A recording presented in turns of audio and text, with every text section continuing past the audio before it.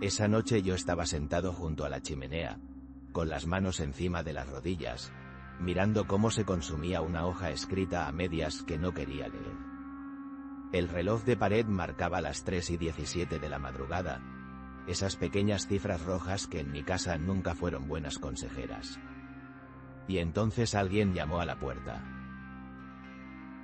No fue un golpe seco, ni la tos de un vecino que se confunde con el viento. Fue un toque, casi tímido, como si la persona que estaba fuera supiera que no tenía derecho a estar ahí. Me incorporé despacio, con ese gesto que ya es más de costumbre que de fuerza, y me quedé escuchando. ¿Y tú qué habrías hecho si, en medio de la noche, un ruido así te obligara a decidir entre abrir o inventarte que dormías? La pregunta quedó en el aire. Me puse la chaqueta sin pensar mucho, con los dedos que tiemblan por el frío o por los años, y caminé por el pasillo donde las sombras se alargaban con ganas de quedarse. La casa dormitaba, los relojes, los retratos, hasta el bote de medicinas en la mesilla parecía sujetar la respiración. Abrí la puerta apenas un palmo. Afuera, la noche olía a lluvia reciente y a tierra removida. En el felpudo había una huella pequeña, de bota con barro fino, que no pertenecía a nadie de la casa. Al mirar hacia la calle casi no vi nada, solo la silueta ajena recortada contra la farola lejana. Se fue como vienen las cosas que no están seguras de quedarse, sin saludar. Volví adentro con la sensación de haber cruzado una línea que no recordaba haber trazado. Mi mano rozó la carta que había estado quemando en la chimenea. Había frases que mi caligrafía había borrado con excesiva rapidez, y entre ellas, una palabra que me caía como una losa: perdón. Me senté de nuevo y dejé que el calor me fuera volviendo los dedos. Pensé en levantar la persiana de la ventana que da al jardín, en llamar al teléfono de la policía, en encender todas las luces. Pero hice lo que muchas veces hago cuando el mundo me exige una postura: esperar. Esperar es una condena o un refugio, según quien la administre. Esperé mientras la casa seguía hablando por su cuenta, el reloj, el crujido de una tubería que no aguanta el agua caliente, un gato que pasó por la tapia buscando historias. Y entonces empecé a recordar. No un recuerdo cualquiera, no la escena amable que uno guarda para las visitas, sino una escena que pesa como la piedra en el zapato, una escena antigua que siempre se reedita en noches como aquella. Volví atrás en el tiempo hasta un día de lluvia, hacía 43 años, cuando tenía 34 años y me creía invulnerable. Era una carretera secundaria, la oscuridad cayendo rápido como quien baja una persiana. Llevaba a mi hermano en el coche, discutíamos por un asunto que a la postre me pareció siempre pequeño, una discusión de orgullo. Pero esa noche hubo un golpe de lluvia, un frenazo, y alguien en la cuneta pidiendo ayuda. Lo recuerdo con una claridad que me avergüenza, porque la memoria me juega a veces la cruel comparación entre lo que se siente y lo que se hizo. Él me dijo, sin mirarme casi: deja el coche, ve a buscarle. Y yo me quedé contemplando la sombra bajo la lluvia como si fuera un animal que no mereciera acercamiento. Al final nos fuimos. Nos fuimos por miedo al lío, por miedo a que la policía nos pidiera papeles, por miedo a enredarnos con algo que pudiera arruinarnos la vida. O quizá fue por otra cosa, por pereza vestida de decisión. En los meses siguientes, la culpa se fue instalando en mí como un inquilino que no paga y no se marcha. Me despertaba por la noche con la sensación de manos que me sujetaban la garganta, palabras que no dije. Con el paso de las décadas aprendí a dejar esa culpa en la caja de los recuerdos difícilmente accesible, a rozarla solo cuando la casa estaba en silencio y yo podía fingir que mi corazón no hacía ruido. Esa caja, claro, guardaba más cosas. Guardaba noches con llamadas perdidas en el contestador, notas que nunca envié, promesas que no formaron parte de mi nombre. Y guardaba algo que no esperaba, un patrón. Hace unos meses, empecé a encontrar pequeños objetos en la puerta. Una llave sin número, un pañuelo con un aroma que no reconocía, una fotografía de un lugar que no había visitado. Mi mujer dijo que eran bromas de vecinos, que a nuestra edad ya no merecemos sobresaltos. Mis hijos dijeron que era el viento. Y yo, que ya no confiaba demasiado en mis sentidos, sonreí con esa sonrisa de quien sabe que algo más está ocurriendo. No conté a nadie mis noches en vela, mis pequeños viajes a la cocina para comprobar si la llave seguía allí, mis dedos que apartaban la fotografía y dormían con la certeza de haber olvidado algo. No conté tampoco que, algunas veces, al despertar, encontraba notas en mi propia letra que no recordaba haber escrito. Mensajes cortos, con trazos firmes aunque temblorosos. Vuelve a mirar, no te fíes de la oscuridad, confiesa. Al principio los consideré trucos del tiempo, bromas de la memoria que juega al escondite. Pero la noche que llamaron a la puerta, algo dentro de mí supo que ya no era broma. Decidí entonces actuar con esa prudencia de quien ya no cree en la impunidad de las sombras. En vez de abrir, encendí todas las luces de la casa como quien enciende una vela en la intemperie para ahuyentar pájaros. Caminé despacio hacia la ventana, aparté la cortina y vi la calle mojada, la silueta que se alejaba, y a lo lejos, la luz intermitente de un coche que se detenía unos metros más allá. Llamé a uno de mis hijos. Me contestó con la voz adormecida, y escuché en sus palabras el consejo que siempre dan los que nos quieren sin entendernos del todo. Ven a dormir a casa de tu nieto, estamos cerquita, te cuidaremos. Yo no quería salir de mi piel, quería saber. Al colgar, la casa me devolvió otro signo. La fotografía que había estado buscando estaba ahora en la mesa del comedor, colocada con cuidado, como si alguien hubiera querido que la viera. Era la foto de una mujer joven junto a un río, la sonrisa congelada en un gesto que conocía de haberla visto un mes antes en un álbum que ya no hojeo con frecuencia. Al mirar con más atención, vi que en la esquina de la foto había una letra. La misma letra que yo había aprendido a descifrar cuando era joven, la letra de mi hermano. Mi pulso se aceleró. Recordé entonces de nuevo la noche en la carretera, y por primera vez en muchos años la imagen cobró un detalle que yo había negado por comodidad. En la cuneta, además de la sombra, había una mujer con la chaqueta empapada. Yo siempre había pensado en un bulto indeterminado, pero la memoria ahora me obligaba a ver. Me vi de nuevo en el coche, la respiración entrecortada, las manos sudadas. Vi a mi hermano decir no, con esa forma de decir que lo que se decide no admite marcha atrás. Vi la luz de un coche que se acercaba y que no se detuvo. Volví al presente como quien sale de una piscina y nota el fresco en la piel. Decidí que debía enfrentar aquello. Fui a buscar un archivador donde guardo papeles viejos, saqué un sobre y dentro encontré cartas que nunca envié, recortes de periódico, un viejo número de teléfono escrito con tinta ya casi borrada. Contacté con la estación. Hablé con un agente que me escuchó con la atención con que se escucha a quien cuenta historias antiguas para pasar el rato. Al principio pensé que no encontraría nada, que la vida es una serpiente que se traga sus propias colecciones de error. Pero el hombre en la comisaría me habló de un caso sin resolver de hace 43 años, una mujer que desapareció aquella noche y cuyo expediente había quedado frío. Podría haber sido la casualidad más cruel, un encuentro de memoria y policía en el que yo era un espectador menor. Pero cuando yo pronuncié el nombre de mi hermano en la línea, la voz del agente se quedó un segundo suspendida. Luego me dijo, tenemos una declaración antigua, señor, que mencionaba un coche que se marchó. Me pidieron ir a declarar.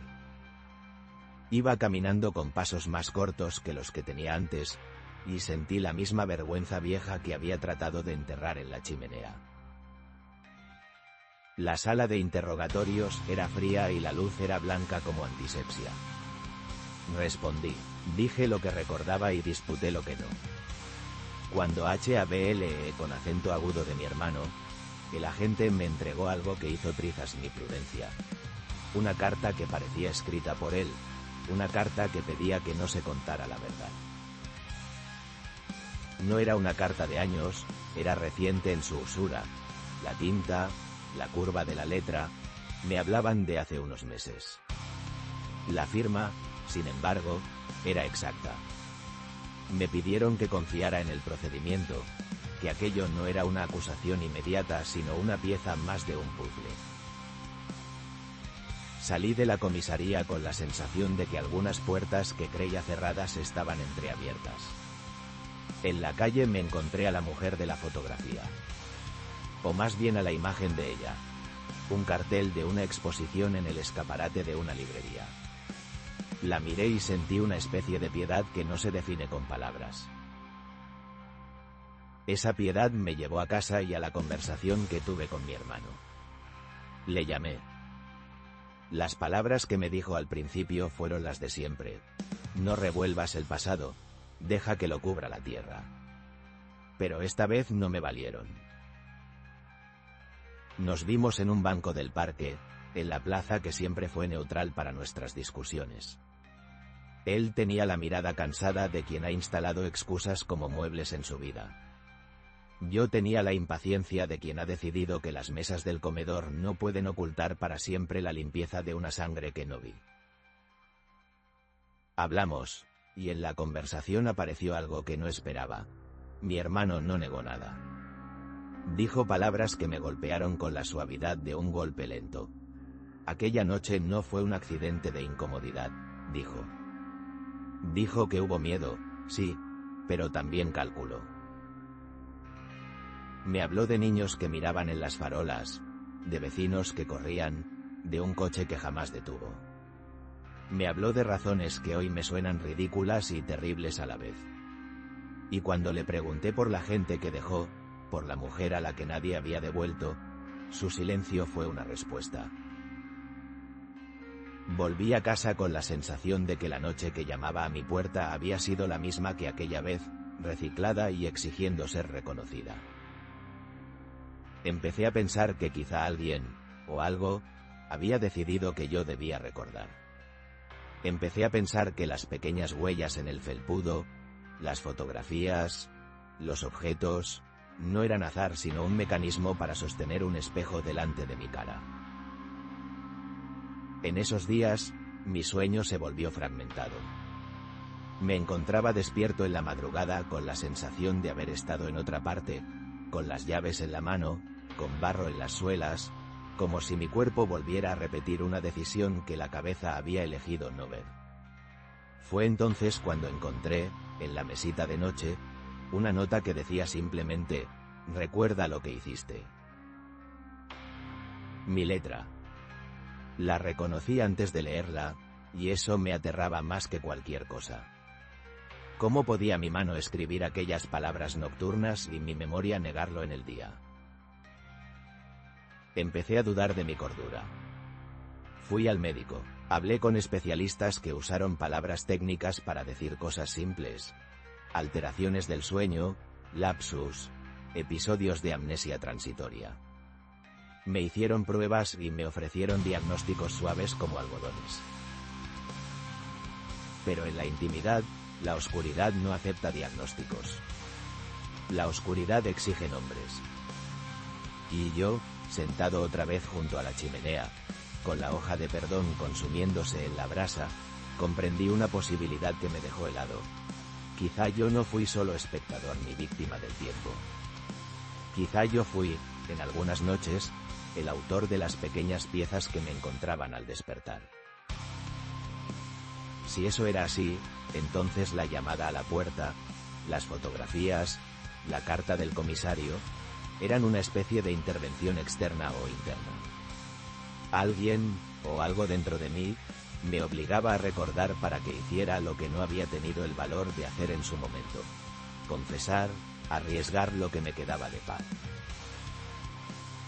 No puedo decir con certeza si la intervención fue de fuera o de dentro. Puedo decir que una noche, cansado de lo que ya era insostenible, fui a la comisaría y pedí hablar. Dije la verdad que recordaba, añadí lo que sospechaba y callé lo que no podía probar. La rueda comenzó a moverse despacio.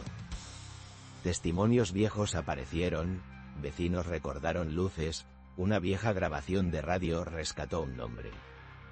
La policía me pidió paciencia y me dio una mirada que mezclaba lástima y profesionalidad.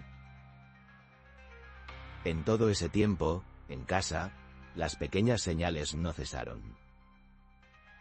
A veces eran sutiles, como la copa de vino que encontraba en la mesa con la marca de mis labios, otras veces eran directas, como la palabra inscrita en un espejo con el dedo: confiesa. Me sorprendí a mí mismo respondiendo. No en voz alta, sino en actos. Empecé a buscar, a preguntar entre papeles viejos, a abrir archivos que no quería abrir. Y una mañana, antes de que la luz se colara por la ventana, recibí una carta sin remitente. Dentro había una hoja con una única frase: tendrás que elegir. Elegir. La palabra era un puñal que abre por la mitad a quien lo recibe. ¿Elegir qué? ¿Elegir confesar y perder lo poco que me queda de familia y orgullo? ¿Elegir callar y seguir acumulando noches en las que no comprendo quién soy? Me pregunté de nuevo: ¿y tú qué habrías hecho si te pusieran esa palabra encima de la mesa? Elegí hablar. Lo hice con la voz rota, con las manos apoyadas sobre el archivo, con la presencia pesada de mi hermano sentado al otro lado sin mirarme. Dije lo que mi memoria permitió y lo que la verdad necesitaba para existir. Hubo consecuencias, sí. Mi hermano me miró como mira la gente que descubre que su vida tiene una esquina que no puede arreglar. Hubo investigaciones que no puedo detallar aquí sin traicionar pactos con la ley y con la privacidad de otros. Lo que sí puedo decir es que, a medida que se aclaraban las piezas, las noches en mi casa cambiaron de tono pero no de contenido. No dejó de haber toques en la puerta, ni fotografías en la mesa, ni notas en mi letra. Lo distinto fue que ahora ya no eran pruebas destinadas a obligarme a recordar, eran respuestas de un mundo que me obligaba a vivir con lo que había hecho. Y entonces comprendí otra cosa: hay castigos que llegan por dentro mucho antes que por fuera. La culpabilidad no espera a la justicia, se administra a sí misma y lo hace con paciencia. Te roba el sueño, te hace despertar con barro en las suelas imaginario, te hace escribir confesiones en la madrugada y luego negarlas de día. Pasaron meses. Al final, algunas piezas se cerraron, otras quedaron sueltas, sin nombre. Mis hijos aprendieron a mirarme de otra forma, una mirada mezcla de compasión y distancia. Mi hermano y yo hablamos poco. Y la vida, ese animal pragmático, continuó prestándome días. Pero yo me di cuenta de que lo que llamamos noches siempre trae consigo un inventario distinto. Sonidos que no tienen por qué significar maldad, miradas que no tienen por qué ser acusación, y una memoria que no tiene por qué ser fiable. Hubo una noche, no hace mucho, en la que alguien volvió a llamar a mi puerta. Abrí sin pensar demasiado. Afuera no había nadie, solo en el felpudo, perfecto como un reloj, alguien había dejado una pequeña caja de madera. La abrí y dentro había un viejo reloj de bolsillo, con las manecillas paradas en las 3:17 de la madrugada. Lo cogí entre los dedos y sentí, más que oír, la respiración de las horas pasadas. Comprendí que la vida no siempre da segundas oportunidades, pero sí a veces obliga a los supervivientes a llevar el peso de las decisiones como un objeto que nunca se puede dejar en la mesa. No sé quién dejó ese reloj. No sé si fue un vecino, mi hermano, la mujer de la fotografía, o simplemente el tiempo mismo que quiso devolverme la escena para que no la perdiera. Lo que sí sé es que hubo noches en las que me observo al espejo y no reconozco a alguien que está en los bordes de mi cara. En ocasiones me veo a mí mismo caminando hacia una puerta que no abro, y otras veces me veo abriéndola sin razón. Tal vez hay dentro de mí un mecanismo que se activa cuando la casa duerme, tal vez hay también un mecanismo que lo observa y lo juzga con dureza. A veces me pregunto si la verdad es un animal que vive de las contradicciones. Luego me acuerdo de la foto en la mesa y del nombre que nunca supe pronunciar del todo. Entonces me recuesto y dejo que la chimenea haga su trabajo de quemar los papeles viejos, las palabras a medias y las promesas que siempre se dijeron a medias. No sé si lo que viví fue expiación o simple reconocimiento. No sé si quienes me dejaron señales en la noche lo hicieron para hacerme un favor o para cerrarme la puerta en la cara con más fuerza. Lo único que puedo afirmar con cierta certeza es que ya nada de lo que haga borrará las huellas que mis decisiones dejaron en las vidas de otros. Las noches continúan. Sigo encontrando pequeños objetos en la puerta, notas, fotografías. Algunas veces el silencio me pesa tanto que me levanto a comprobar que mi mujer duerme, que mis hijos no han vuelto a casa a deshacer mi vida por la fuerza. Y en esas madrugadas, en el calor pálido de la chimenea, me repito una pregunta que no tiene respuesta cómoda. ¿Soy el hombre que recuerda o el hombre que fue recordado?